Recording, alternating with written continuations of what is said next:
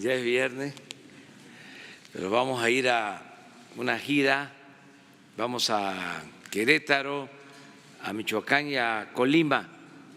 Vamos a visitar plantas de la Comisión Federal de Electricidad este fin de semana para garantizar que no haya apagones, que no falte la energía eléctrica. Bueno, el día de hoy vamos a informar sobre la aprobación del tratado en la Cámara de Representantes de Estados Unidos, lo que esto significa. Desde luego es una muy buena noticia para México. Considero que también es algo importante para las tres naciones y tiene que ver con el fortalecimiento de la región, de todo el norte de nuestro continente, para atraer inversiones, en el caso de México, no solo de Estados Unidos, sino de otras partes del mundo, y crear empleos, fortalecer nuestra economía. Marcelo Ebrard, secretario de Relaciones, y Graciela Márquez, secretaria de Economía, van a informar. También nos acompaña la maestra Luisa María Alcalde, que es la secretaria del Trabajo, y Zoé Robledo, director del Instituto Mexicano del Seguro Social, Carlos Martínez del Infonavit, porque vamos a hacer también un llamado a las empresas. Hoy es el último día por ley para pagar el aguinaldo y hay una práctica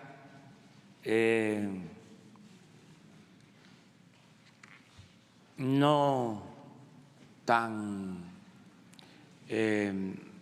aceptable, no tan limpia, de que se despide a los trabajadores en este tiempo o se despide de verdad o hay simulación para no pagar aguinaldos y otras prestaciones, y no queremos que eso siga sucediendo, porque además es muy claro que sucede, que pasa desde hace varios años y se puede probar. No podemos quedarnos callados. Ayer hablamos de este tema, de cómo en diciembre, en vez de que se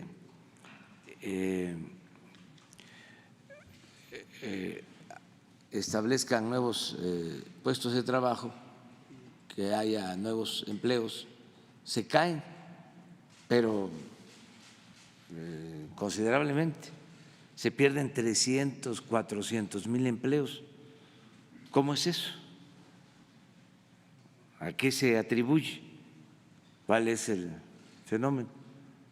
¿Por qué hasta noviembre hay 70,000 empleos nuevos y en diciembre se pierden 300,000 o 400,000?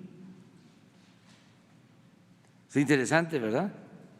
Saber si es real, a qué se debe, y a lo mejor algunos empresarios ni lo saben, porque sus nóminas las manejan a través de empresas Entonces vamos a tratar este tema y el propósito es de que se paguen los aguinaldos, que se cumpla con la ley y decirles que va a haber inspección sobre este tema. Vamos a estar pendientes y si tenemos el mecanismo adecuado, va a haber un quién es quién en el trato a los trabajadores, porque tenemos información de que se trata también de grandes empresas, no solo de pequeñas, medianas empresas. Y por eso digo que a lo mejor ni siquiera lo saben los dueños, que no creo que hagan estos trucos que afecten a sus trabajadores. En fin, vamos a tratar ese tema. Le damos la palabra a Marcelo y luego a Graciela para lo del tratado. Con su permiso, señor presidente, compañeras, compañeros, señoras, señores. Bueno, de manera muy breve, señalar que como ya es de su conocimiento, el día de ayer se aprobó en la House of Representatives, Cámara de Representantes de Estados Unidos, el Tratado México-Estados Unidos-Canadá, con una votación de 385 a favor y solo 41 en contra, es decir, con una aprobación mayor a lo que habíamos pensado. De hecho, en la historia de los tratados comerciales de Estados Unidos, es el tratado más votado después del Tratado Estados Unidos-Israel, que se aprobó en el año 1985, según nos informó la Secretaría de Economía. En ese caso fue por unanimidad. Y en el caso de la aprobación de ayer, entonces, pues es un amplio consenso de los dos partidos políticos, tanto el Partido Demócrata como el Partido Republicano, lo cual nos hace, desde nuestro punto de vista, y aunque todavía falta que el Senado lo va a ver en enero, etcétera, etcétera, por ese respaldo nosotros ya damos por un hecho que el tratado ha sido aprobado y nos preparamos para su implementación y entrada en vigor. ¿Qué significa? Solo diría yo tres cosas porque la Secretaría de Economía les va a comentar con más detalle. Primero, se termina una etapa de incertidumbre muy larga porque no se sabía qué iba a ocurrir. Y entonces eso hace que las inversiones se frenen, que se compliquen los procesos de decisión en favor de la creación de empleos y eso tiene un impacto importante adverso. Bueno, con esta votación eso se termina. Ahora hay certidumbre, cuáles son las reglas que vamos a tener y sobre todo, y lo más importante, que el mercado más grande del mundo sigue siéndolo. Es decir, Estados Unidos, Canadá y México, o México, Estados Unidos y Canadá, constituyen el mercado más grande del mundo. Con esta aprobación se ratifica que así es, por número, por dimensión, por magnitud. Y eso es una excelente noticia, porque tendrá un impacto muy relevante, como es obvio, en las inversiones y decisiones de las empresas. Segundo, ya se sabe cuáles son las reglas con las cuales se va a funcionar y cómo se van a resolver las controversias cuando las haya. Y eso es una excepción hoy en el mundo. No se firman tratados así, pues hace ya tiempo. Es una muy buena noticia también por eso. Y para México también muy buena noticia porque significa esencialmente empleos, inversión y desarrollo tecnológico. Empleos, inversión, desarrollo tecnológico para México. Es una muy buena noticia, excelente diría yo. En la mañana me decían que por qué excelente, por todo lo que acabo de decir. Va más allá de buena. Y le cedo el uso de la palabra a la secretaria de Economía, Graciela Márquez.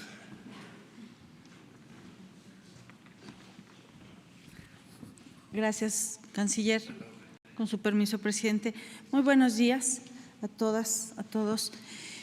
Efectivamente, el día de ayer, como ustedes seguramente lo reportaron, tuvimos esa votación histórica en la Cámara de Representantes de los Estados Unidos y aun cuando hay algunos pasos que tomar, la importancia es la fuerza con la que se aprueba y cómo pone fin a esta etapa y cierre el año de 19 y cierre el año de este periodo de incertidumbre, de este periodo, yo diría, no solo de incertidumbre, sino a los inversionistas que habían estado expectantes de qué es lo que ocurriría con el tratado.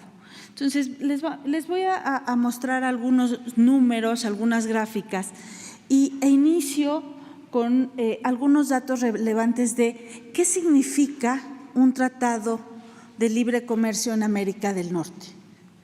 Pues significa un mercado muy grande, y es un mercado grande por las siguientes razones. Primero, porque estamos hablando de una población de 400 millones de habitantes con un PIB, con un Producto Interno Bruto de 23 billones de dólares. Eso es lo que hace el mercado grande, la conjunción entre la población y el volumen de producción de estos tres países. Entonces, si sumamos esto, nos da el mercado más grande del mundo. Y el comercio entre las tres economías rebasa el billón de dólares.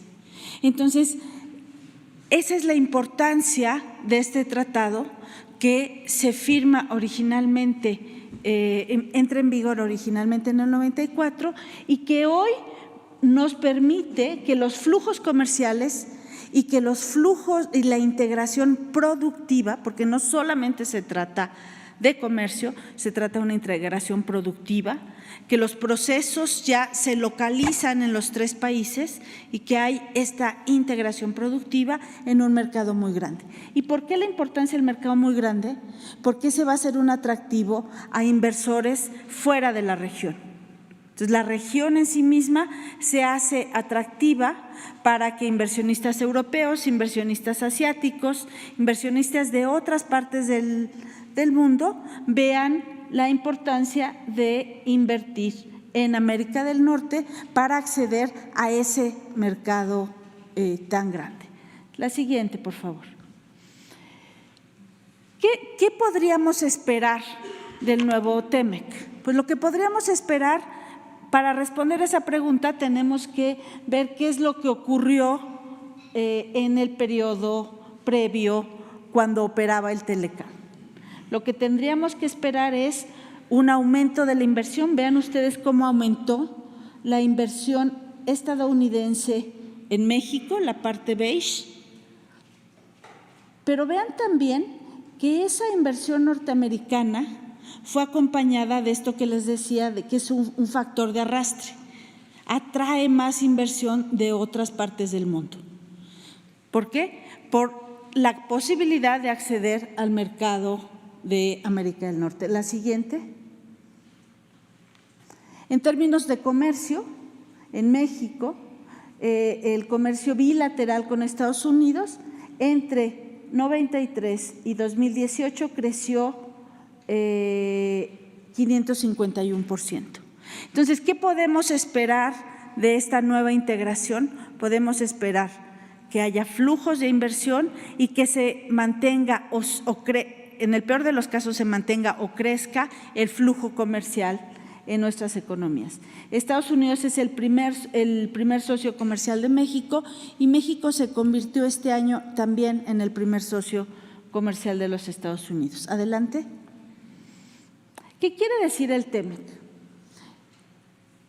Comparado con lo que teníamos, y eso es importante. Hay una continuidad y también hay nuevos aspectos del TEMEC.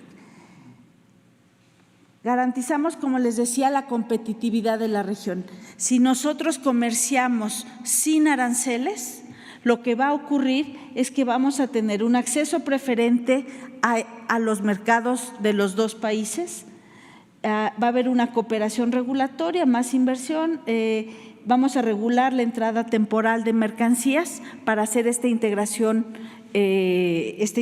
productiva, porque las mercancías entran sin arancel, se arma parte del proceso, se exporta, vuelve a regresar y todo eso sin barreras comerciales, sin barreras de aranceles. Se reducen los obstáculos técnicos al comercio ¿Y qué es nuevo? Las oportunidades para la economía del siglo XXI. Se ha hablado mucho de la modernización del tratado y básicamente está en la parte de la propiedad intelectual, el respeto a los inventores, a las patentes, que pueda entonces incentivar más patentes, más desarrollo tecnológico y por ende más productividad. El comercio digital, un asunto que no existía en el 94, cuando inició el tratado previo, y una mejor integración en servicios financieros, que también va a traer beneficios a México. Y da, como ya se dijo acá, certidumbre al comercio, a las inversiones, se definen perfectamente reglas para las empresas propiedad del Estado, los mecanismos de solución de controversias que ya mencionaba el canciller. A partir de principios de diciembre de este año, el sistema de solución de controversias de la Organización Mundial de Comercio quedó sin efecto porque no se han nombrado a los jueces. Entonces, todos los países del mundo no tienen hoy esa posibilidad de acudir a la Organización Mundial de Comercio a dirimir sus controversias. Se está trabajando en ello. México está tratando de que, como miembro de la OMC, se impulse una formación de este jurado. Pero hoy por hoy no hay este mecanismo de solución de controversias. El TLC nos incorpora este mecanismo de solución de controversias con nuestros socios, tanto con Canadá como con Estados Unidos, impulsa la competencia y regula compras públicas. Y finalmente, unos temas que han sido menos tocados y que tal vez convendría en algún momento, nosotros en la Secretaría de Economía vamos a hacer un folleto, una explicación sobre temas que han sido menos tocados. Se da un apoyo a pymes, a las pequeñas y medianas industrias. Y aquí conviene recordar que el 99% de las empresas mexicanas corresponden a este sector, 99%. Entonces es importante que el tratado incorpore a las pymes y que le dé espacios dentro de esta integración comercial y productiva. Se incluyen también asuntos de género, los derechos laborales, que sí se han tratado ampliamente, tiene algunos candados de anticorrupción, exige a las empresas que participen, que no haya prácticas corruptas y se protege el medio ambiente. La que sigue, por favor, y es la última, simplemente para decirles qué es lo que había y qué es lo que pasó. Lo verde oscuro son los capítulos que ya existían en el Telecan y que fueron modernizados, a los que se les introdujeron cambios. Y los más claros, los azul claro, son los que son completamente nuevos en este tratado y que habla efectivamente que hay continuidades, hay rupturas, hay cambios y también hay pues esta modernización necesaria. Entonces, y para concluir, las noticias de ayer, las noticias de la aprobación en la Cámara de Representantes son muy buenas noticias. Creemos que hoy los inversionistas tienen reglas claras, saben qué va a ocurrir en la región de América Latina y lo que saben es que va a continuar un tratado exitoso, una integración productiva y que en México trabajaremos con el sector privado para cumplir con los periodos de transición, para apoyar esta integración, para apoyar industria automotriz, acero, pero también apoyar servicios financieros digitales, comercio digital y cumplir y aprovechar el tratado como una plataforma de desarrollo, no solamente comercial, sino también regional y que traiga desarrollo a todas las partes de México. Muchas gracias. Pues, ¿ustedes?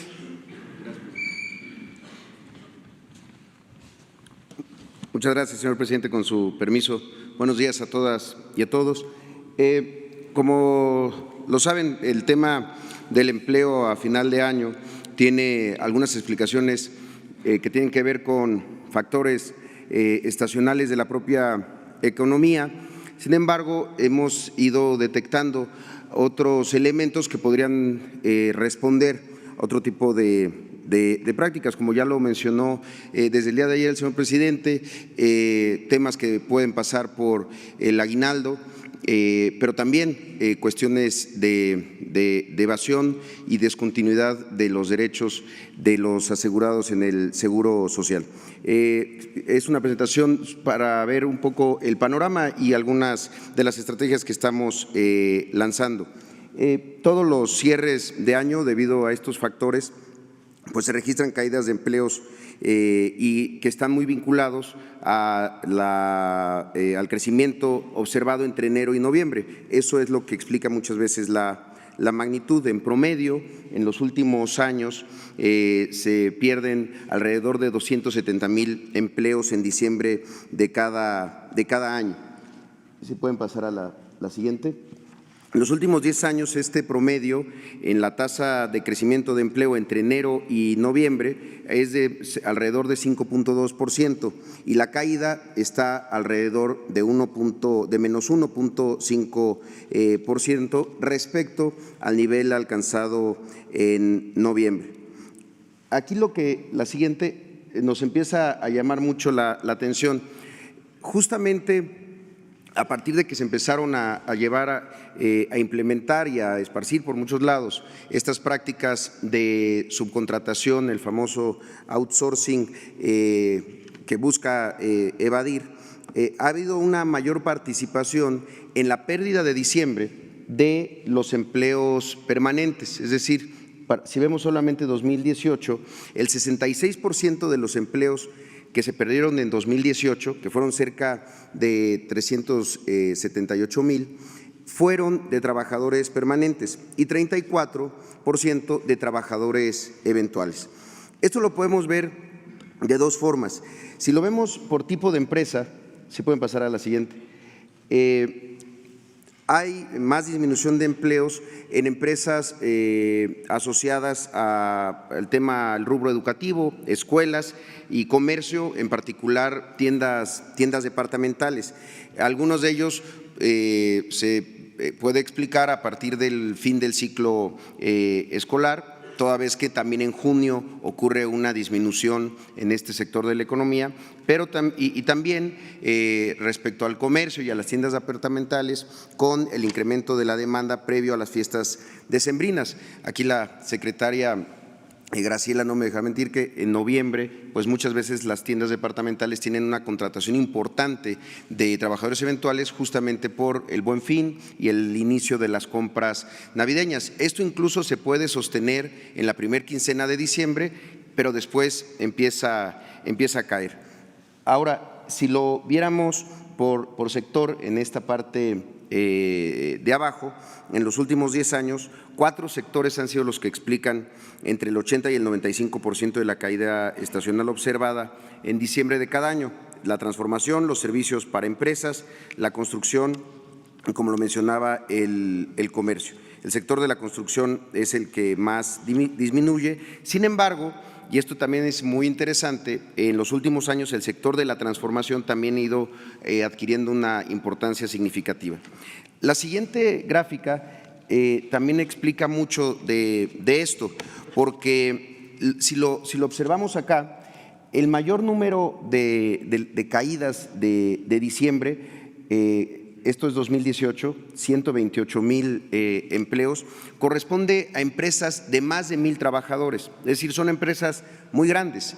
Si lo vemos, empresas entre 251 y 500 va disminuyendo. Efectivamente, entre 51 y 250 empleados tiene un número importante, pero entre 6 y 50 va disminuyendo, e incluso empresas de menos de 6 empleados, que como ya se ha dicho aquí, pues participan muchísimo de la economía, no tienen una disminución tan importante. Lo que resulta interesante es ver cómo ha ido creciendo la disminución del empleo en diciembre, particularmente en empresas grandes y, como les mencionábamos, particularmente en estos rubros de la economía. Si pueden pasar a la siguiente. ¿Cuáles son algunas de estas estrategias que hemos estado trabajando junto con la Secretaría del Trabajo, con el Infonavit y el Seguro Social? Una tiene que ver por sectores. El sector agrícola, por ejemplo, como se sabe, los jornaleros agrícolas tienen siempre una vulnerabilidad adicional, ya que no existe acceso efectivo a la seguridad social, dado que no tienen continuidad laboral debido a los propios ciclos agrícolas. Sin embargo, hay algunos sectores y algunas modalidades que han ido dando buenos resultados. El tema de los cañeros, por ejemplo, que tienen un pago anual anticipado, lo cual, aunque trabajen solamente en la época de la zafra, en el temporal, no se discontinúan, por decirlo de alguna manera, sus derechos, ya que están cubiertos durante todo el año y sobre todo alcanzan niveles de empleo arriba del salario mínimo y en ese sentido no pierden sus derechos, no pierden la seguridad social.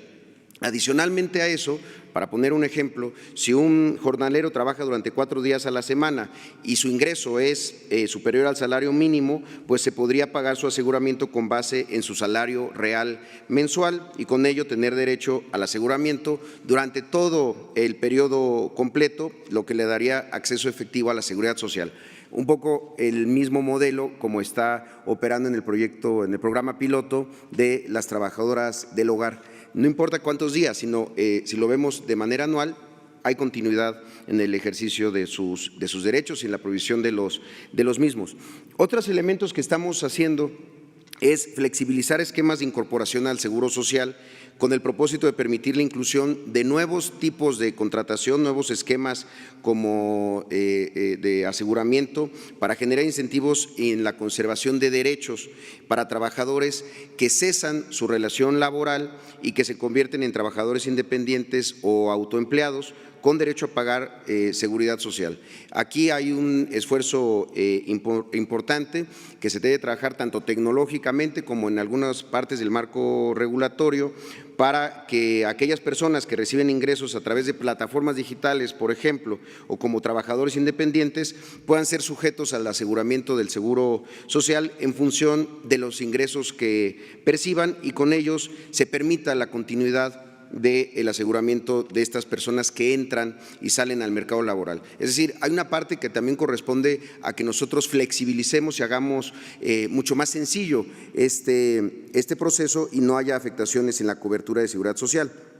Ahora, una parte importante y que estamos trabajando de manera coordinada ya desde hace algún tiempo es la revisión por sectores específicos de manera coordinada entre Infonavit, la Secretaría del Trabajo y el IMSS para determinar si estas bajas derivan de actividad propia del ciclo económico de la empresa o si lo que está ocurriendo realmente es una simulación con la finalidad de evadir cuotas obrero-patronales. En ese caso, estamos preparando y se enviarán cartas de invitación para, uno, propiciar la autorrevisión del cumplimiento de las obligaciones en materia de seguridad social y también pues para que haya un entendimiento de que si hay una práctica de esta naturaleza pues no se va a permitir. En caso de identificar esquemas agresivos de evasión, iniciaremos facultades de revisión conjunta entre el IMSS y el Infonavit.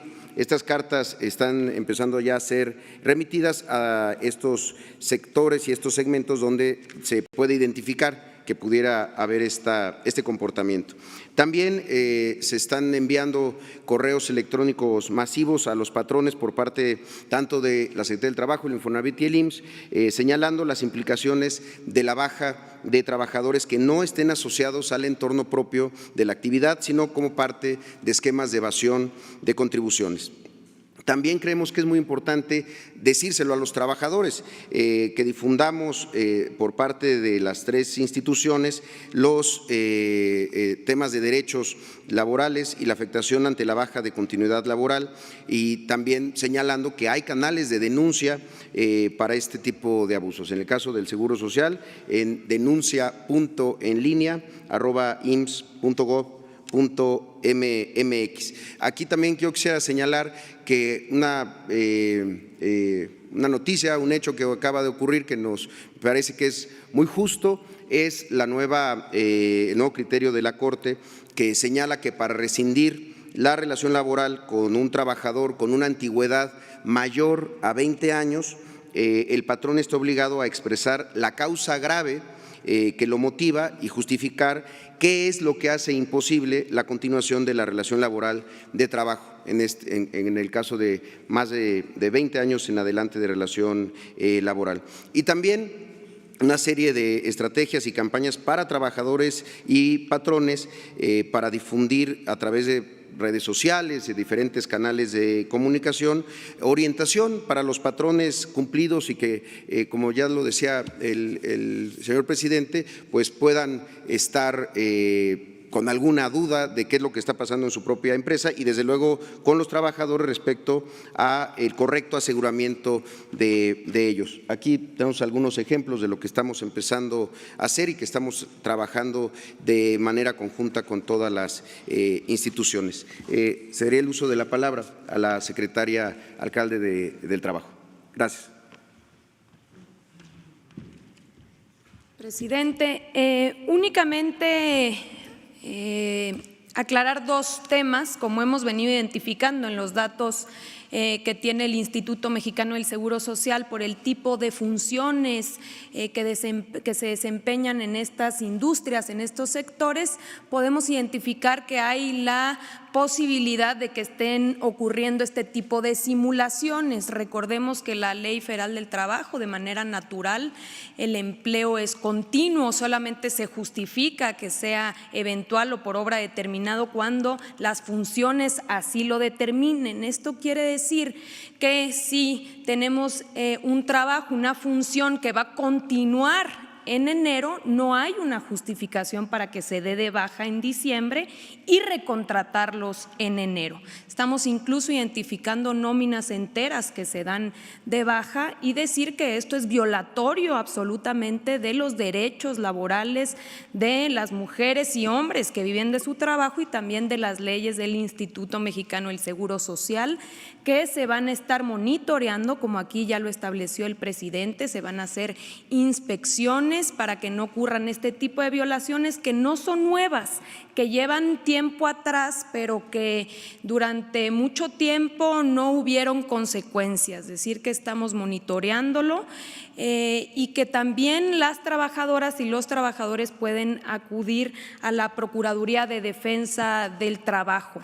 También decir que el día de hoy, 20 de diciembre, es el último día para el pago de aguinaldo. El aguinaldo es un derecho de los y las trabajadoras y es una responsabilidad de los empleadores y patrones. Tiene que pagarse por lo menos, y aquí aclaro, por lo menos, es decir, mínimo 15 días de salario si se trabajó todo el año, si se trabajó no todo el año, solamente una parte, pues entonces lo proporcional. Esto incluye a las trabajadoras del hogar. En estos tiempos de cambio nos toca a todas y a todos hacernos responsables frente a nuestros trabajadores. Entonces, vamos a hacer, como aquí ya lo dijo Zoé Robledo, vamos a hacer un llamado a los sectores, a las empresas donde estamos identificando este tipo de movimientos irregulares. Les pedimos a las empresas, muchas de ellas, como aquí también ya lo dijo el presidente, quizá no tienen conocimiento de que se dan estas bajas justamente porque funcionan a través de empresas subcontratistas. Decir que eso no quiere decir que no tengan responsabilidad frente a sus trabajadores. Entonces, ser muy cuidadosos en que si la función, si el trabajo continúa en enero, si no hay una justificación del trabajo temporal, entonces no puede darse de baja a los trabajadores para evadir no solamente cuotas, sino se hace para no pagar vacaciones, para no pagar aguinaldo. Entonces estaremos haciendo estos monitoreos y hacemos un llamado a las empresas a que cumplan con sus responsabilidades laborales. Gracias. Bueno, esos son los dos temas. Repetir lo del tratado es una muy buena noticia, va a ayudar mucho, ya hay certidumbre para la inversión y tenemos asegurado el ingreso al mercado más importante del mundo, el mercado más fuerte del mundo. Esto significa un logro. Pensaban que no íbamos a poder alcanzar este acuerdo y fue posible. El otro tema, pues es un llamado más a la solidaridad, más que la cuestión coercitiva del cumplimiento de la ley, es hacer un llamado a que no se maltrate a los trabajadores, mujeres y hombres, y que no se les regateen sus derechos, sus prestaciones en este fin de año. No se puede estar celebrando la Navidad sin humanismo, no siendo verdaderamente solidarios. Ahí queda eso. Muy bien, abrimos, quedamos que izquierda. Vamos a ver si es cierto. Sí. Señor presidente, buenos días. Rodolfo Montes de Central FM, de Pedro Ferriz de Con y Alberto García Zarubi. En este sentido, presidente, en Notimex, desde principios de este año y hasta la fecha, despidos vergonzosos. No hay indemnización, no hay justificación para despedir a los compañeros. Un compañero que se accidentó, Héctor Álvarez, el Chato, en una de sus giras, apenas se reincorporó, ¡pum!, fulminante su despido. Hay un llamado ahí a San Juana Martínez para que recapaciten, para que se les liquide, y a la secretaria del Trabajo en ese sentido también, ¿cuántos trabajadores del aparato del Estado mexicano han denunciado al gobierno de la 4T precisamente para dirimir esta relación laboral y que se les liquide conforme a derecho? Y si este llamado no solamente es a las empresas, sino también a los funcionarios públicos que tomaron la decisión de liquidar, de despedir a los trabajadores, pero sin indemnización alguna y que están en los tribunales. Esa es mi primera pregunta, por favor, presidente. Sí, a todos. Es más, el gobierno está más obligado a cumplir con la ley y proteger a los trabajadores. Hay que ver los casos. En el caso de Notimex ha habido mucha polémica y hay posturas a favor, en contra, y se permite, ¿no?, a todos que se expresen, tanto a la directora como a los que no están a favor de lo que está haciendo. Es muy importante señalar que la directora de Notimex es periodista de oficio y periodista comprometida con causas sociales. Se ha distinguido por eso durante mucho tiempo. Buena periodista. Entonces es cosa de ver cómo está el asunto laboral y no quedar a deber nada ni a los periodistas ni a los trabajadores en general, y el gobierno debe de responder. Y no sé cómo están las demandas sobre trabajadores. Sí, se tienen demandas presentadas por despido injustificado en la Junta Federal de Conciliación y Arbitraje que se están dando trámite. También se están abriendo espacios justamente de diálogo y conciliación en el caso de la directora y de los grupos inconformes. También existe ya un emplazamiento que ha sido notificado para el caso de Notimex y desde la Secretaría del Trabajo estamos justamente generando estos diálogos para que sea a través de la conciliación y del diálogo que se pueda llegar a acuerdos y sobre todo que se respeten los derechos de los trabajadores, incluso aquellos que hayan sido despedidos, que sea en su caso con alguna justificación y de no ser el caso que se respete pagando todos sus derechos. Entonces se están abriendo esos espacios de diálogo, incluso hoy estaremos en la Secretaría tratando este tema y se le está dando seguimiento. ¿Cuántos casos aproximadamente son? No quisiera equivocarme, pero me parece que hay cerca de 15 demandas presentadas en la Junta, reserva de que pueda darle el dato, el dato pero concreto. ¿Del gobierno en general no tiene el dato? Depende de si es apartado A o es apartado B. Recordemos que en la Junta Federal de Conciliación y Arbitraje se presentan únicamente en el caso de demandas privadas o en este caso de organismos públicos descentralizados. Todos los demás se presentan ante el tribunal. Bien, muchas gracias, presidente. Y mi segunda pregunta tiene que ver pues con estructuras criminales, empresas.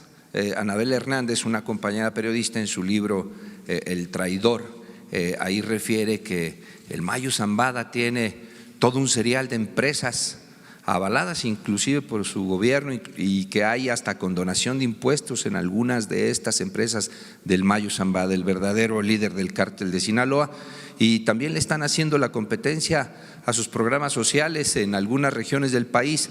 El Mencho, el señor de los gallos, el líder del cártel Jalisco Nueva Generación, está repartiendo despensas navideñas, celebrando el Año Nuevo ya, ¿no? Entonces, ¿qué nos puede decir al respecto, presidente? Y muchas gracias. Pues eso sí calienta, no. Aunque hay frío. No tenemos nada que ver con esas organizaciones. Una de las políticas que se aplican tiene referencia, está vinculada a no establecer relación con organizaciones de la delincuencia, ni de la delincuencia común ni de la delincuencia de cuello blanco. O sea, no tenemos nada que ver. Está prohibida la condonación de impuestos, primero por decreto y ahora ya se reformó el artículo 28 de la Constitución y se prohíbe la condonación de impuestos.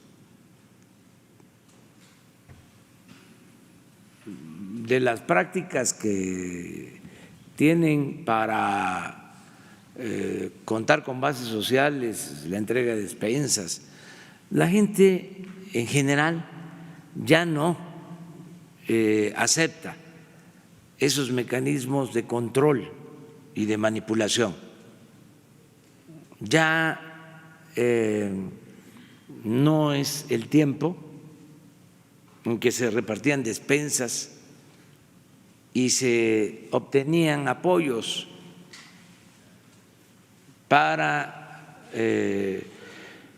lo electoral o para tener una base, ¿sí?, de protección, que era lo que hacían y posiblemente sigan haciendo las organizaciones de la delincuencia pero ya no funciona eso. Ya el reparto de migajas, de dádivas, el repartir frijol con gorgojo, ya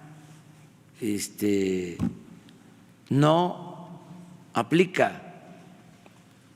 La gente no acepta esas cosas. Pueden haber casos aislados. Ahora hay oportunidades de trabajo, los jóvenes tienen posibilidad de capacitarse, tienen ingresos en el programa Jóvenes Construyendo el Futuro. En el campo hay más de 200,000 sembradores que tienen empleo permanente. En fin, ya es distinto. No dudo que se estén llevando a cabo estas cosas, pero no es lo mismo. También lo que nosotros hacemos es garantizar derechos sociales. No es dádiva, no es la entrega de migajas, es garantizar derechos que tienen los ciudadanos, el derecho a una pensión, el derecho a una beca, el derecho al trabajo, el derecho a ser felices. Y esa es la función, ese es el objetivo principal del gobierno, garantizar la felicidad del pueblo. Nosotros estamos destinando muchos recursos con ese propósito. Un poquito nada más, yo pondría en entredicho que ya no hay esto de reparto de frijol con gorgojo. Hace unas semanas atrás Televisa publicó un reportaje de la compañera Fátima Monterroso en donde la Secretaría de Agricultura repartió maíz con gorgojo en la Sierra de Guerrero, presidente. Hay que ver la fuente. Los propios ejidatarios, los campesinos lo documentaron. Puede ser, pero no es la regla. Puede ser la excepción, porque hay inercias. ¿Qué es lo que venimos diciendo? Que estamos en un periodo de transición, lo viejo no acaba de morir y lo nuevo no acaba de nacer. Así estamos, pero no hay duda de que vamos a la transformación, al cambio. Y eso, si se da, es excepcional, repito, y mal visto. Es como la corrupción. Ya el corrupto es mal visto. Ya no es como antes de que se le consideraba una persona audaz y no perdía ni siquiera su respetabilidad. Ahora es un estigma ser corrupto, es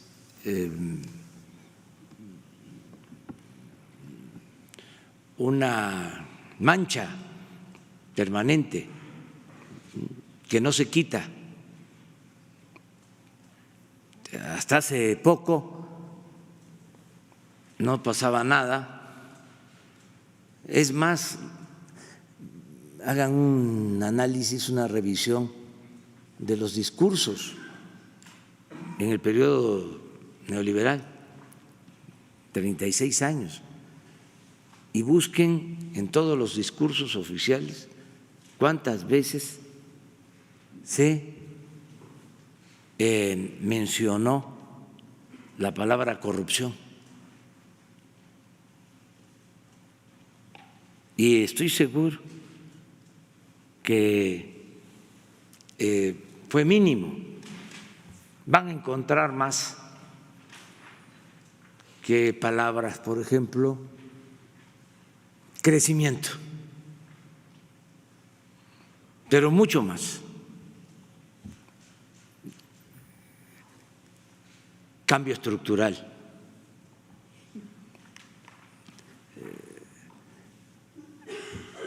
Reforma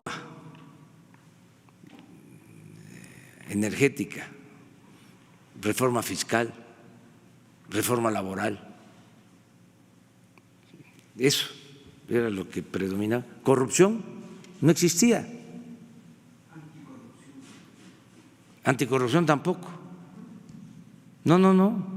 Austeridad, menos.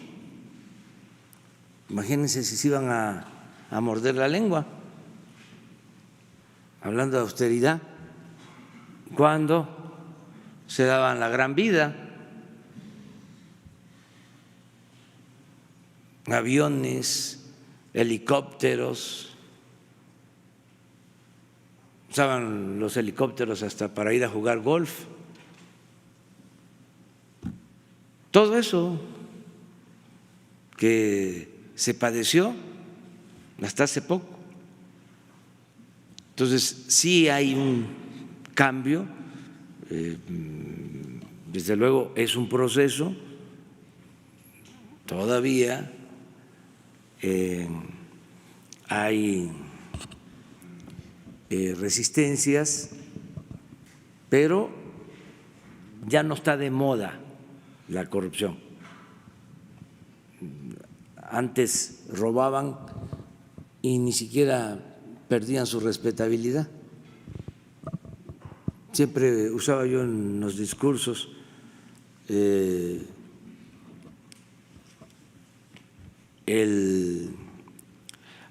decir que se educaba a los hijos, no en todos los casos, pero se les decía: estudia para que cuando seas grande seas como don fulano, un reverendo ladrón. Se ponía de ejemplo a estas personas. Ahora no. Ahora ya no se ve bien a los corruptos.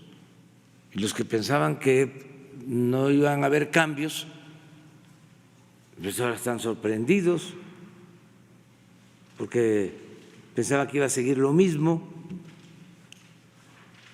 y ya no es así. Por ejemplo, en este tema de las bandas, de las organizaciones,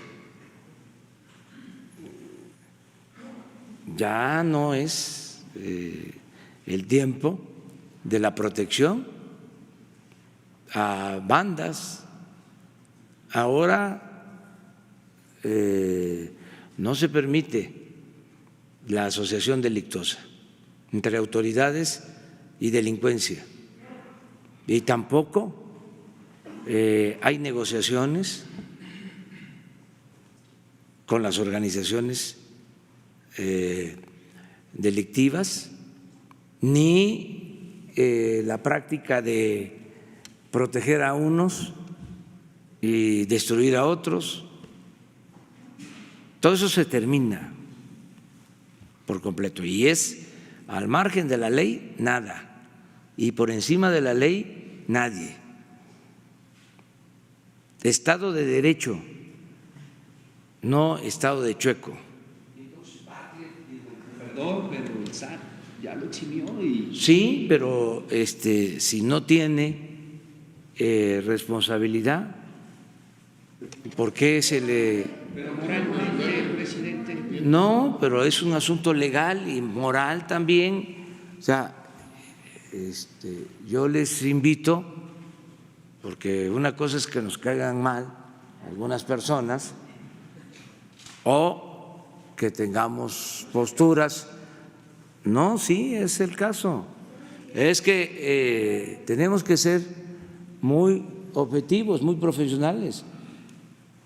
Si hay una denuncia de corrupción, sobre todo en lo que corresponde al gobierno que represento, si hay un servidor público corrupto, no solo se va a su casa, se va a la cárcel,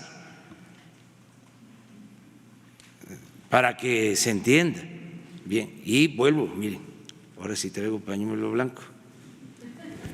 No les gusta a mis adversarios, pañuelito blanco, no hay corrupción arriba. Me atrevo a decirlo, a sostenerlo.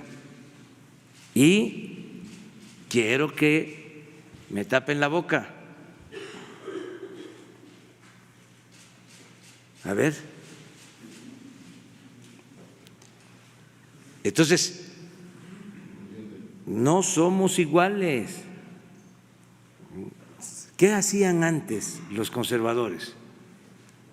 ¿Cómo mediatizaban para que no se diera el cambio? ¿Ustedes creen que se me va a olvidar? Yo no odio, pero no olvido. ¿Qué hacía la llamada sociedad civil? Los medios de comunicación, no todos, los que estaban al servicio de los que se sentían dueños de México. Generalizaban. Era muy común escuchar cuando ya la gente estaba despertando y ya se estaba dando cuenta de cómo era manipulada. Era muy común escuchar: todos son iguales, son lo mismo. Hubo toda una campaña en contra, ¿sí?, de la política, una campaña en contra de diputados, de las instituciones políticas. Era de lo peor la política. Yo no quiero saber nada con los políticos, porque de esa manera pues descalificaban a todos, porque lo que no querían era que saliera adelante una opción distinta, nueva. Yo tenía que estar diciendo en las plazas que no podían meternos a todos en el mismo costal. Llegué a decir: me pueden llamar peje, pero no soy lagarto. No somos iguales. Entonces, ahora que caen en desgracia, me estoy refiriendo a los que se sentían los dueños de México, a los potentados, a sus políticos, porque le echaban la culpa a los políticos y ellos estaban detrás. Eran los que realmente mandaban. Los políticos títeres, peleles, lo mismo algunos voceros de medios de comunicación, alcahuetes. Entonces, ya no es así, ya no es lo mismo. Entonces, ahora que están pasando por un mal momento, cualquier cosa: Bartlett, eso es igual, es lo mismo. No, pruébenlo por lo que corresponde a nosotros. El señor es el director de la Comisión Federal de Electricidad. A ver, ahí, ¿cuáles son las tranzas? Los contratos entregados como se hacía antes, por influencia. Ahora, lo que hizo antes, bueno, eso se juzga y pues cada quien tiene que responder, pero entiendo que la denuncia que se presentó fue por su desempeño en esta administración y eso es lo que se resolvió. Además, yo tengo en estos casos un criterio que considero amplio. No se puede solo acusar sin pruebas. Yo fui opositor mucho tiempo y presenté denuncias, pero siempre probé, siempre. Nunca me presentaron una denuncia por calumnia. Recuerdo que cuando nos dieron las cajas con los papeles que demostraban que se habían gastado 70 millones de dólares en la campaña de Tabasco por la gobernatura en 1994, 40 cajas, porque era muy ordenado el contador, y dejó, me acuerdo, carpetas de estas verdes de archivo con las copias de todas las pólizas de cheque, los estados de cuenta. Dijeron que nos iban a demandar porque eran falsas. Y hace poco uno de los que aportó declaró de que eran ciertas las pruebas que se presentaron. Me acuerdo cuando el FOBAPROA, el presidente del Consejo Coordinador Empresarial en ese entonces, que no voy a mencionar su nombre por respeto, hice la denuncia de lo que significaba el FOBAPROA y di una lista de todos los beneficiados del FOBAPROA y salió a decir que me iba a demandar un dirigente que luego fue presidente de la República. Lo mismo, defendiendo el FOBAPROA. Lo que pasa que se olvidan las cosas. Entonces son muy buenas estas conferencias, porque parecemos disco rayado, nos repetimos mucho, pero ayuda a no olvidar ciertas cosas. Pero en fin, eso es.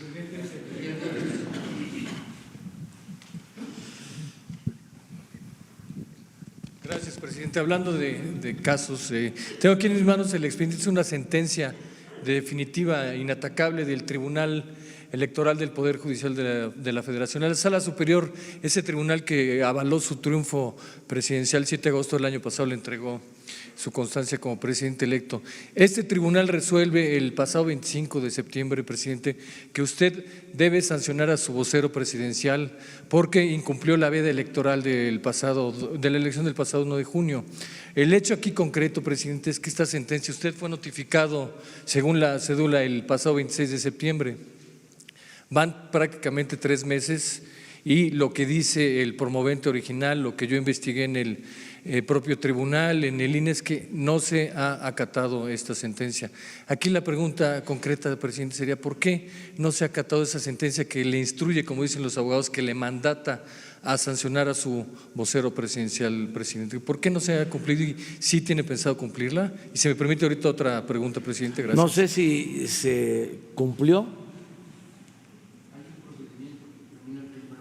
A ver, ven. Es que en el tribunal no hay nada, ni en el INE, ni… Explícalo nada más. Sí, buenos días, con permiso, señor presidente. Solo para explicar que hay un procedimiento administrativo que se sigue a partir de la sentencia del tribunal. Se ha hecho una investigación como tiene que proceder con el órgano interno de control, con la administración de la presidencia, y el 30 de diciembre termina el trámite para establecer la sanción y lo que corresponda. Ese es el proceso que se lleva y es todo normal, ha seguido su cauce legal. Lo que pasa es que entonces no le han informado al tribunal que está en proceso de cumplimiento, eso es lo que quizá ha ocurrido.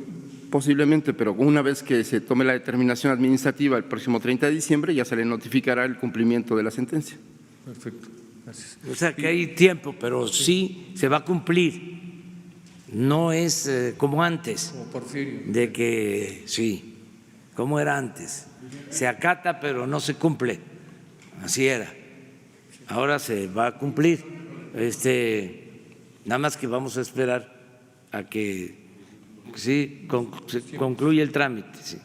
Sí, la segunda pregunta, presidente, es sobre el caso de Notimex. Yo tengo documentado aquí 54 demandas laborales, están en la sala especial número 2. Parece que ahí las acumularon todas por un asunto de practicidad, supongo. Pero, presidente, en el caso de Notimex está ocurriendo algo que parece que precisamente viola lo que ustedes se comprometieron a respetar en el acuerdo comercial México, Estados Unidos y Canadá. ¿Y de qué se trata?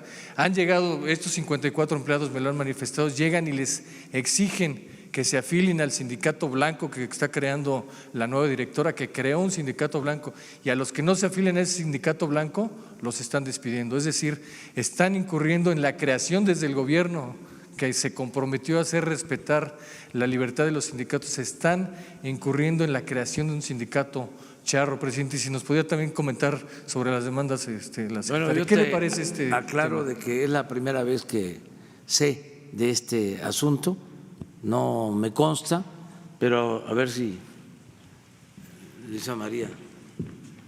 A ver, al respecto, aclarar, hay un sindicato que tiene la toma de nota, es el sindicato que la había tenido anteriormente, cambió su directiva, eso sí. Hay hoy un conflicto con la directora, como lo sabemos, estamos teniendo estas mesas de negociación, hay ya un emplazamiento a huelga presentado que vence a mediados de enero.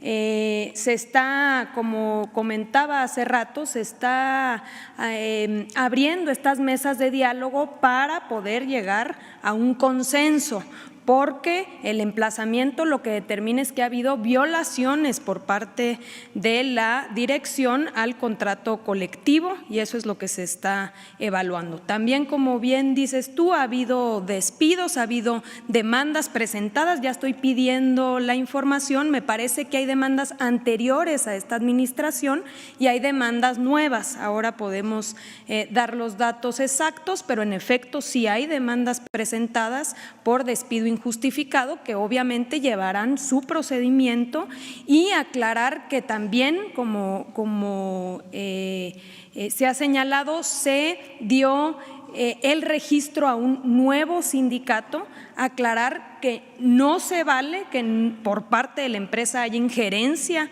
en ese tipo de sindicato. Ese sindicato no tiene la toma de nota. En caso de querer la titularidad del contrato de Notimex, tendría que presentar una solicitud para un recuento, ¿no?, para una disputa en caso de que así se estableciera, para ver cuál de estos dos sindicatos, a través de un procedimiento de voto personal, libre, directo, secreto, en donde participen los trabajadores, incluso, y hay que aclarar, incluso trabajadores despedidos, si es el caso, entonces se vería quién tiene la mayoría y quien tenga la mayoría, entonces ese sindicato es el que tendría derecho a tener la titularidad del contrato. Pero precisamente, perdón que interrumpí, precisamente están creando un sindicato charro, están obligando a los empleados, no quieres participar en el otro sindicato, no quieres dar tu firma para el otro sindicato, estás despedido. Eso me parece muy grave, secretario. ¿Usted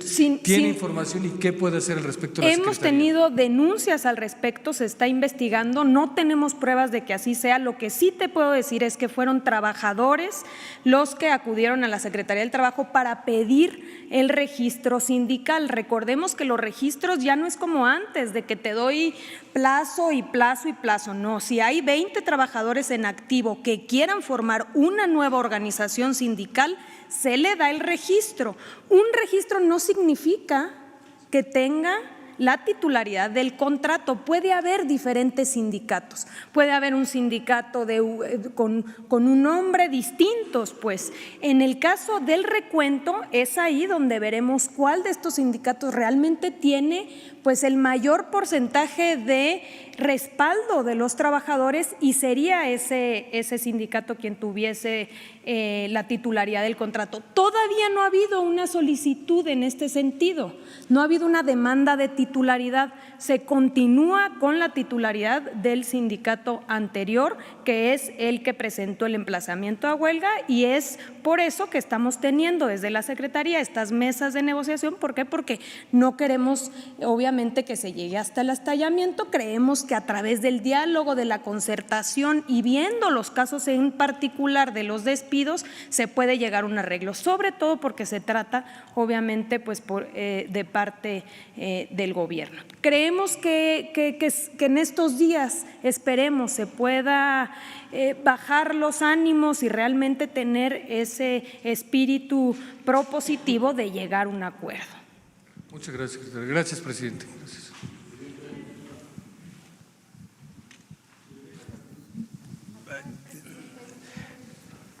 No es el tiempo por la derecha.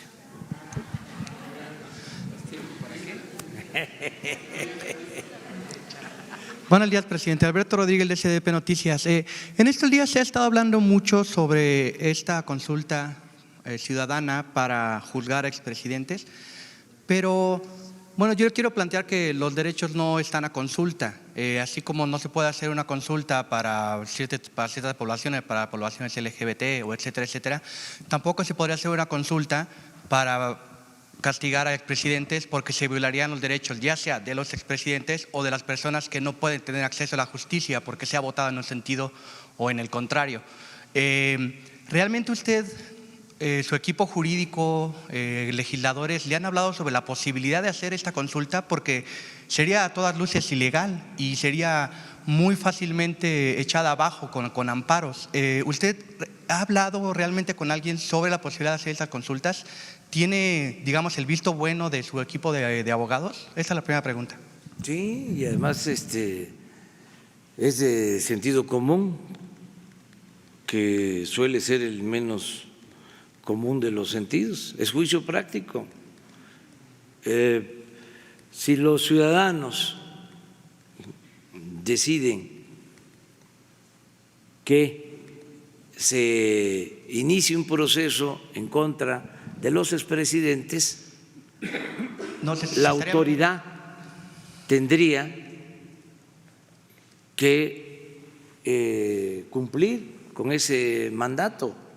No, y entonces, es que, perdón que lo interrumpa, pero es que entonces se estarán violando derechos de terceros. En cualquiera de los dos escenarios, cualquiera de los dos resultados de esta consulta, se estarán violando derechos y los derechos no se pueden poner a consulta. Ese es mi argumento, es el argumento que hacen muchas personas en este caso y en otros, como cuando usted ha dicho que el aborto se someta a votación, a consulta también. Es que eso es algo, es un principio del derecho que es universal, pues no se puede poner a consulta algo que afecte los derechos de terceros o de un grupo en particular.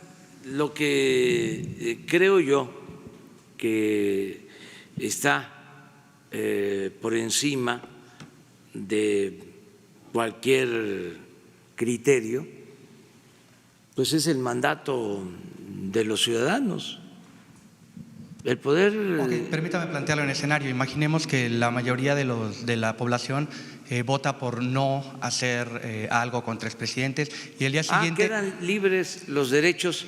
Por eso, imaginemos que al día siguiente alguien tiene una denuncia con pruebas irrefutables de que Felipe Calderón o Enrique Peña Nieto cometió algo. Entonces, ¿para qué hicimos la consulta? Quedan a salvo los derechos. Sí, pero en este caso la consulta no es sería ociosa. Nada más jurídico. Esto es un asunto político. Básicamente, o sea, sí, jurídicamente cualquier ciudadano hoy sí tiene el derecho de denunciar. Sí, lo entiendo. ¿Sí? Entonces, aquí es el papel del Ejecutivo, del Gobierno.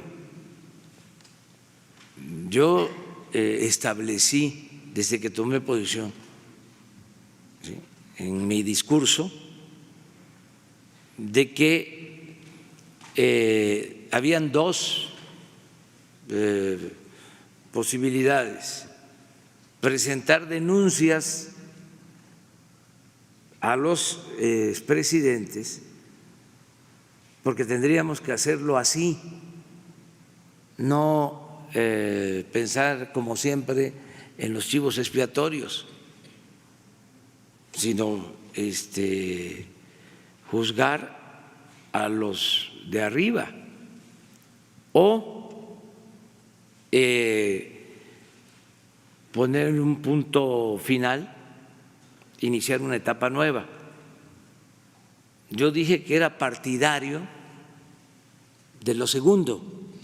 ¿Y entonces esa consulta?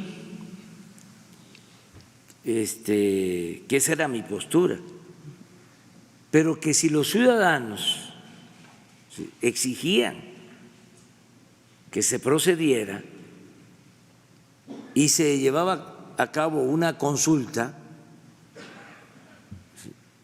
nosotros íbamos a actuar cumpliendo con el mandato de los ciudadanos. En ese sentido, ¿no sería más fácil plantear la consulta como una especie de amnistía política a lo cometido en el pasado, como se ha hecho en otros países? Los ciudadanos son libres. Si quieren que se juzgue o que se inicien los procesos, porque como tú dices, ellos, los acusados, tienen sus derechos y son los tribunales los que van a decidir. Si los ciudadanos quieren que se inicien procesos judiciales en contra de los expresidentes, reúnen firmas de conformidad con el artículo 35 de la Constitución y se lleva a cabo una consulta. Es más, yo he expresado que yo votaría en contra, porque yo no quiero que nos empantanemos, ¿sí?, en estos asuntos. Pero ese es el mecanismo, eso es lo que estoy planteando. Ahora, si yo promuevo la consulta, es distinto, ¿sí? Eso no es lo que estamos planteando. Yo voy a promover, y eso voy a buscar la forma en el marco de la legalidad. Ahí sí puedo hacer un llamado a quienes simpatizan con nuestra causa a que reúnan las firmas para la revocación del mandato. Eso sí quiero que se lleve a cabo y que se cumpla con la Constitución y se reúnan las firmas y haya la consulta para que la gente decida si quieren que yo continúe en la presidencia o que yo renuncie. Okay. Una segunda pregunta, presidente. Esta semana también se inició un proceso de juicio político en contra del presidente de Estados Unidos, Donald Trump. Por supuesto, sin meterse en los asuntos propios de Estados Unidos, que solo le atañen a ellos. ¿Usted qué escenarios ve en caso de que Donald Trump deje de ser presidente de Estados Unidos? Lo pregunto sobre todo porque el Partido Demócrata parece ser más duro ante México de lo que es el Partido Republicano, al menos en este momento, al menos en la coyuntura actual, ¿no? Y bueno, y en una pregunta un poco más amable, muchos ciudadanos quieren saber si se va a tomar vacaciones y cuándo tomaría vacaciones, porque usted casi no se toma días libres. Esas dos preguntas, por favor. Bueno, mire, lo del proceso en Estados Unidos hay que observarlo, pero con respeto. Cualquier ciudadano puede conocer lo que está sucediendo y los antecedentes sobre estos casos. No es el primer juicio, han habido otros dos.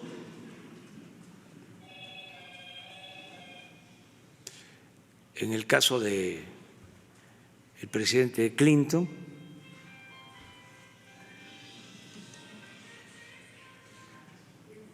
en el Senado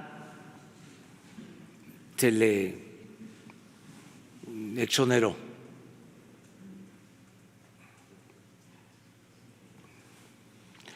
Acerca de si son republicanos o demócratas o con quién nos va mejor,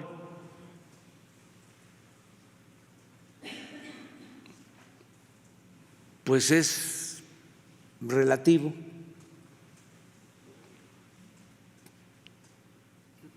Nos fue bien cuando el presidente Lincoln, que era republicano, y estaba gobernando en México el presidente Juárez.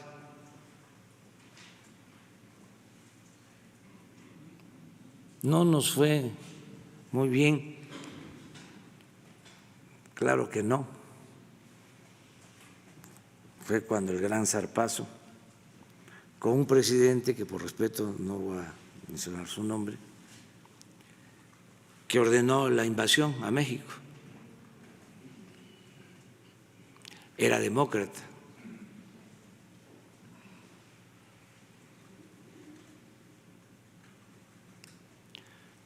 No fue bien con un demócrata en la época de la expropiación petrolera, con el presidente Franklin Delano Roosevelt, ese sí, tu mención. Y ya sobre los últimos mejor no hablamos. La verdad es que a nosotros nos ha ido bien en la relación. Nos han tratado con respeto, tanto demócratas como republicanos, de manera muy especial. Hemos contado con la colaboración y el respeto del presidente Trump. Y no es un asunto personal, no es cómo me trata como presidente de México, sino cómo trata a nuestro país. Esto va más allá de la amistad.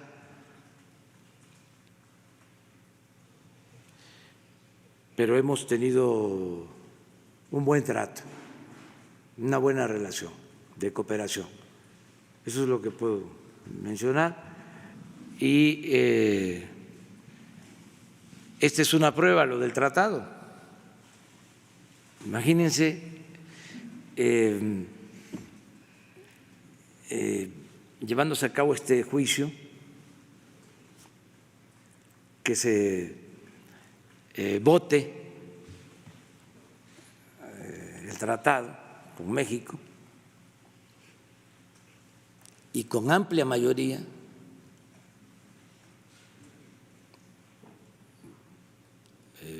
se apruebe. Fue algo importantísimo el día de ayer. Si esto pasó en la Cámara de Representantes, pues en el Senado está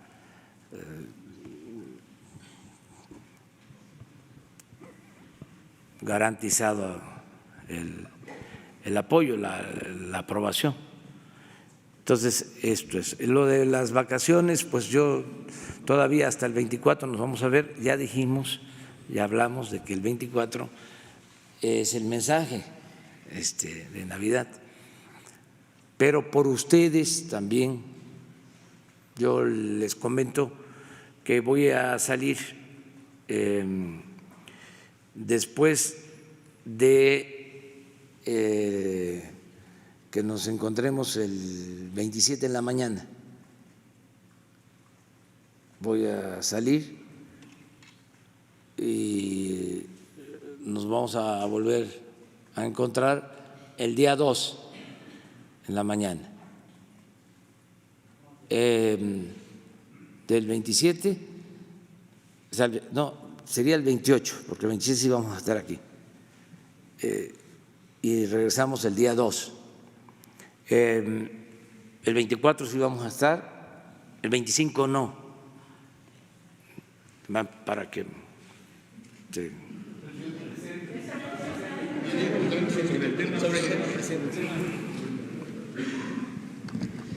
Buenos días, Hans Salazar, ZMG Noticias, presidente, Grupo Político Zócalo Virtual.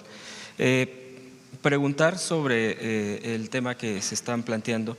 ¿Cuál es el cálculo de evasión en las cuotas obrero-patronales que se tienen hasta ahora? ¿Considera que mejorar la atención del IMSS podría estimular estos pagos y evitar la evasión? Si es así, ¿qué avances se tienen en la mejora de los servicios en el IMSS? Y bueno, aprovechando también la presencia aquí del titular de Infonavit, ¿qué avances tiene el saneamiento de Infonavit en los adeudos? ¿Cuántos créditos se dieron este año y cuántos se proyectan para el próximo año con las nuevas reglas hacia los trabajadores? Bueno, soy el director de Infonavit. Muchas gracias, señor presidente. Hay dos fenómenos. Por un lado, el tema, como ya se ha mencionado, de esta subcontratación que está vinculada a la evasión, pero también hay otro, que es el subregistro, es decir, personas que están registradas en el Seguro Social, pero no con el salario que les corresponde, les pagan menos para tener aseguramiento y por el otro lado, pues se les complementa de alguna forma. Sí, es importante señalar que este año lo estamos cerrando con muy buenas cifras en términos de recaudación en el Seguro Social.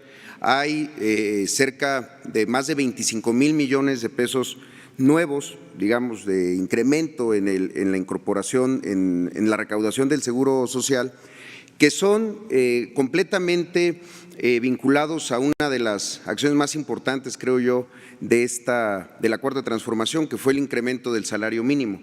El incremento del salario mínimo incrementó el salario base de cotización en el Seguro Social. Aquí en este mismo lugar la secretaria alcalde lo mencionaba el día del evento de anuncio del incremento al 20%, que había llegado a niveles de 4.5 de incremento del salario base de cotización y hasta 8% en la frontera norte. Por eso nosotros hablamos siempre de un promedio de todo el país de cerca de 6.4% de incremento del salario.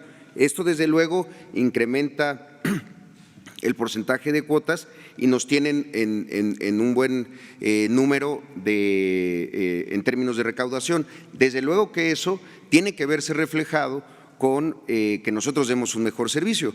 Y por eso es que el presupuesto del Seguro Social estuvo muy enfocado en el tema de las contrataciones nuevas de personal, una convocatoria que se lanzó hace algunos días, se acaba de cerrar el 15 de diciembre, aprovecho para comentar, fue muy exitosa, se abrió por primera vez de manera transparente, libre, cualquiera podía ingresar a la página de internet del Seguro Social y buscar por especialidad, médicos, enfermeras, por localidad y poder hacer su planteamiento.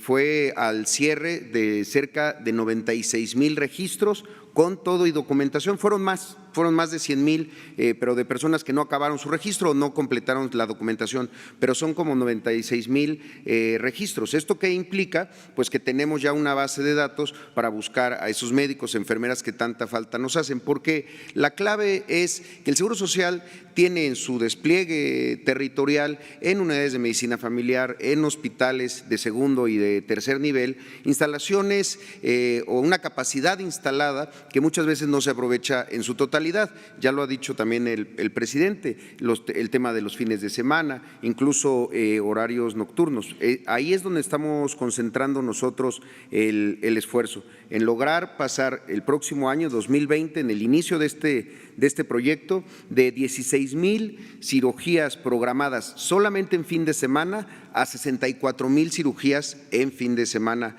cirugías programadas. Y en el tema de consulta de especialidad, pasar de cerca de 400,000 consultas de especialidad en fin de semana nada más a cerca de 900,000, es decir, el doble. Esto debe de ayudarnos a disminuir los tiempos de espera, tanto para cirugía programada como los tiempos de espera para consulta de especialidad. Apostarle a la gente, se dejaron de hacer ese tipo de contrataciones, no se abrían las plazas e incluso hay hospitales que durante muchos años fueron creciendo en su capacidad de número de quirófanos o de consultorios, pero no crecían sus plantillas. Hospitales que en el papel decía que era de 80 camas, pero en los hechos era de 160.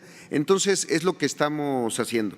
Nosotros creemos que tenemos que mejorar siempre el servicio, es la instrucción también del presidente, fortalecer y mejorar el servicio, pero que nunca se ponga como pretexto para violar derechos de los trabajadores y las trabajadoras de nuestro país. Gracias.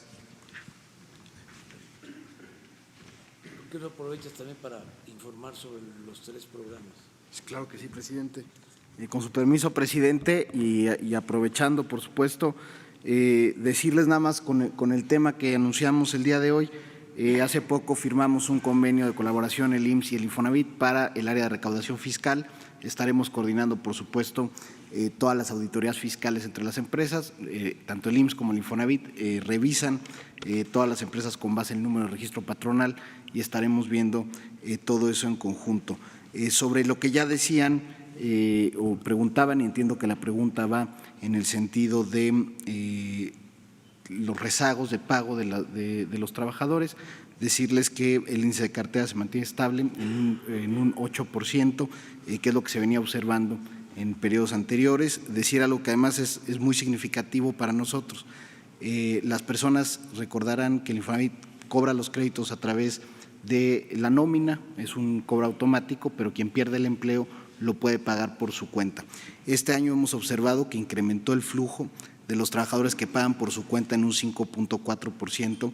Nosotros vemos eso como un signo positivo de gente que está confiando en el instituto, pero que además estamos dando más opciones de pago a los trabajadores. Sobre las metas de crédito, decirles que al 30 de noviembre se habían colocado 490,000 créditos, que eso es, vamos exactamente igual a la proyección que se había planteado al inicio del año, o sea, vamos al 100% de la meta que se había cumplido. Tenemos que esperar los datos del cierre de diciembre para tener el dato final de colocación del año. Para 2020 se pretenden colocar 529,000 créditos y hace poco en la asamblea del 6 de diciembre se presentó el Plan Estratégico 2024, donde se plantea un crecimiento anual del sector del 4% para llegar hacia el final del sexenio con una colocación de 3.3 millones de créditos y una inversión de 1.5 billones de pesos, que es lo que aprobó la asamblea y que creemos que es un signo positivo, y todo bajo una administración, como lo hemos hecho, basada en la austeridad. Decirles, el presidente, que desde que llegamos nos comprometimos a reducir 2,000 millones de pesos al presupuesto, cerramos el año con una reducción de 2,300, pero también con ahorros generados por otros 3,000 millones de pesos. Y sobre los programas, presidente, ¿qué nos decían? Ahí recordarán que presentamos en este mismo espacio el pasado 6 de febrero el programa de responsabilidad compartida, que lo iniciamos el 1 de marzo. Ahí nos comprometimos a reestructurar 194,000 créditos, decirles que al cierre de noviembre llevamos 185,000 créditos, es decir, hemos cumplido con la proyección en todo el año. Este programa consiste en una reducción promedio al saldo de los trabajadores de 250,000 pesos y además la posibilidad de que puedan hacer un pago fijo, o sea, que les congela el pago, el tiempo del crédito, no les cambia el tiempo, no les cambia el plazo, simplemente se les fija, se les congela el pago y además se les hace este descuento que en promedio suman 250,000 pesos. El otro programa que nos pidió el presidente y que instrumentamos a partir de septiembre fue el programa 90-10, donde aquellos trabajadores que hubieran cubierto el 90% de su saldo se les descuenta el último 10%. Y ahí decirles que la proyección que hicimos con el presidente, el compromiso fue de llegar a 40,000 familias para el último trimestre del año, pero decirle, presidente, y eso creo que no lo habíamos dicho aquí públicamente, se llegó a 49,000, precisamente porque muchas familias llegaron y siguieron pagando. O sea, todos estos programas animan a la gente a pagar y a generar una cultura del buen pago. En total, solo por los 2 programas que impulsamos con esta administración y de la mano del presidente, se reestructuran 234,000 créditos en el año, que es verdaderamente histórico en el instituto porque nunca había habido programas de esta naturaleza y se suman a lo que hace normalmente en la reestructuración de créditos, y al final del año pues hemos atendido a 1,300,000 personas en beneficiarlas con sus créditos. Muchas gracias, presidente. Mire, para hablar sobre el Infonavit es muy importante lo que acaba de mencionar el director, de cómo ha avanzado lo de la reestructuración de créditos. Si repites la cantidad de créditos reestructurados. Los 2 programas son 234,000. Del primero de reestructuración. 185,000 créditos reestructurados. Y se puso en práctica el programa de descontar el 10% a los trabajadores que llevaban pagando el 90%. Es decir, que si ya tenían pagados el 90% de sus créditos, se les descontaban los últimos 10% restantes del crédito. Y en este caso, 49,000 se han beneficiado. Otro dato importante es el que no ha habido desalojos, porque se terminó con la práctica perversa de entregar las llamadas carteras vencidas a coyotes, a despachos de abogados. No todos los despachos de abogados son deshonestos. Estamos hablando de grupos que hacían su agosto desalojando a la gente. Hay pruebas de esto. No ha habido desalojos en el tiempo que llevamos. Se terminó con estos abusos. Y algo que da pena decirlo, pero que ayuda, ¿no?, a entender las cosas. La anterior administración, en el Infonavit, el sueldo más alto era de 700,000 pesos mensuales. Se rayaban 700,000 pesos mensuales entre sueldo, compensaciones, gratificaciones, riesgo, desgaste físico, mental, etcétera, etcétera, etcétera. ¿Cuánto ven esto sueldo? Mi sueldo es de 107,500, presidente, como nos comprometimos aquí desde febrero. 107,500. 107,000, bueno. El Infonavit, Sí. la liberación de las hipotecas. No se escritura porque hay que pagar todavía un adicional para liberar la hipoteca. ¿Por qué no hincan ahí el diente para A ver, condonar pero la liberación? no pasemos a eso. Solo subrayemos de 700,000 a 107,000. Ahora contéstale ahora ya lo que es. Bueno, hay nada más aclarar que todos los trabajadores que ganan menos de 7,000 pesos es el instituto quien cubre todos los gastos notariales. De hecho, renovamos recientemente el convenio con el Colegio Nacional del Notariado y además abrimos, eso nos ayudó la Secretaría de Gobernación, abrimos también el padrón a otros notarios no vinculados al Colegio Nacional. Antes se tenía una exclusividad y eso hacía que hubiera menos notarios que pudieran participar en la escrituración de los créditos del Infonavit, y además se quitaron estas tarifas fijas que había con el notariado y se estableció un precio máximo para que los notarios se fueran para abajo. Y lo que estamos cuidando en los estados es que efectivamente los notarios compitan hacia la baja para ofrecer mejores condiciones a aquellos trabajadores que ganan más de 7,000 pesos. Y los que ganan menos de 7,000 pesos es el Infonavit quien estamos pagando la cancelación de las hipotecas. Nos vemos el lunes. El lunes. Segunda pregunta. El Segunda lunes. pregunta.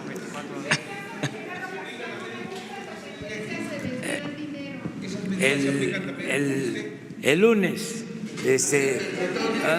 vamos a la derecha. El lunes a la derecha y empezamos contigo. Por respeto. Bueno, adelante, más adelante. Bueno, que la pasen bien. Una guajolota no se espera. Ya está la nota.